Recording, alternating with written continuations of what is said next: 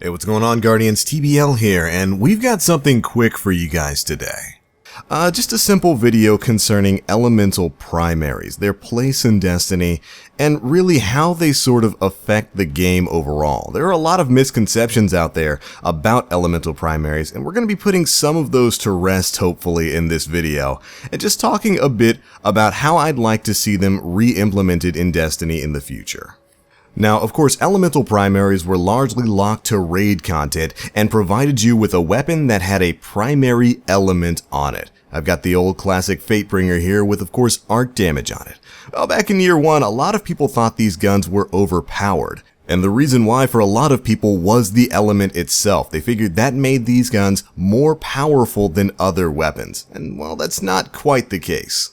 So we're going to do a little bit of damage testing here. As you guys can see, I have got myself the old classic Fatebringer, and I have matched it up with a year one Devil You Know. Hope you guys appreciate the trouble I went through to get this thing leveled up. It took a lot of Ascendant energy that I had to go and collect. And of course, I tried to get a roll as close to the Fatebringer stat-wise as I could. Thankfully, I still had this bad boy sitting in the vault. These guns are both in the 22 rate of fire, 81 impact tree, and we're going to be heading off into the Cosmodrome to test out their damage against tier 1 and tier 2 enemies, as well as test out exactly how this gun works versus shielded enemies. Alright, let's go ahead and dive on in.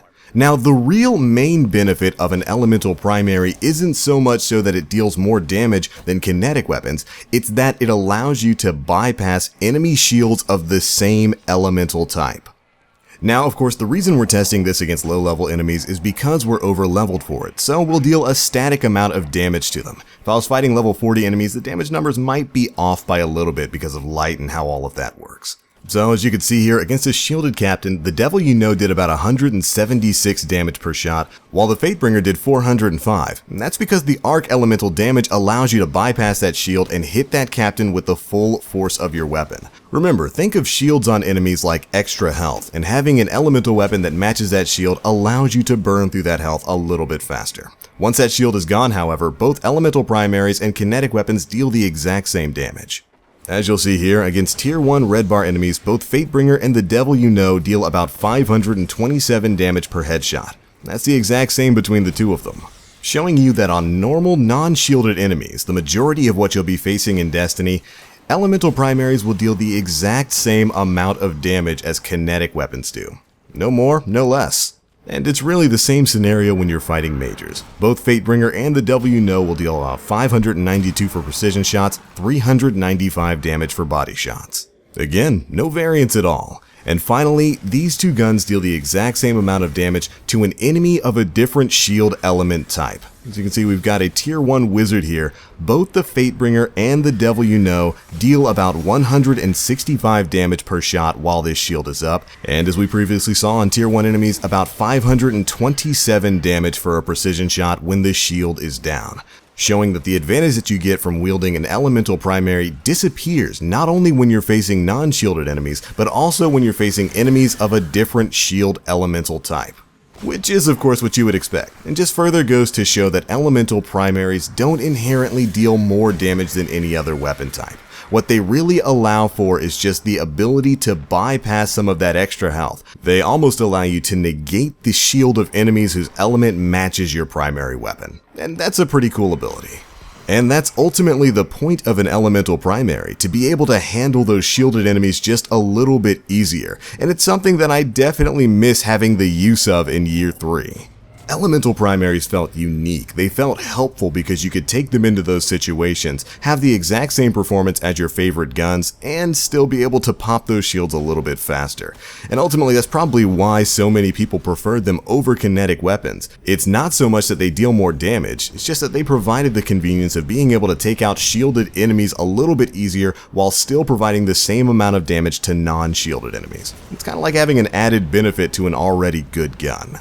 And that's ultimately what elemental primaries were. Now, the only time they did deal inherently more damage than normal primaries were, of course, the weeks when burns were active on either the Nightfall or the Heroic mode. Stuff like Arc Burn, Solar Burn, and Void Burn could turn these elemental primaries into absolute powerhouses, especially if they got mixed in with small arms. That's where I could see the real argument for these guns being stronger, really taking hold. But even then, Those are special modifiers and special playlists that are meant to make you feel more powerful, and they also work for your enemies. You can die a lot quicker too, so it doesn't really come into play in normal game modes.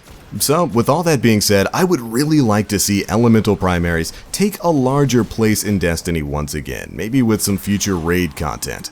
And of course, if you guys know me, you know I've stated several times on the podcast and in previous videos that I would love for a system to come into place that's sort of like the legendary Sparrow upgrade system from Xur. Maybe you could buy a special item for a ton of legendary marks or strange coins or whatnot that would allow you to once, only once, upgrade a specific primary to give it a specific element. You'd only be able to do it on that weapon once. And then you'd be able to turn your favorite legendary into a legendary with an element burn on it. That'd be great. I'd love to have myself a solar Ayasaluna. That'd be amazing, and I really don't think it would take too much away from the current place that special weapons find themselves in both PvE and PvP, because of course elements don't really do much of anything in PvP, so I really don't think it'd be too much of a problem.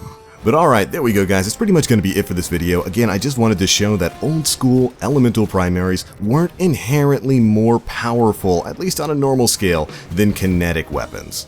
Under most normal circumstances, they deal the exact same damage, that is, until you're up against an enemy of an elemental shield matching that of your primary weapon.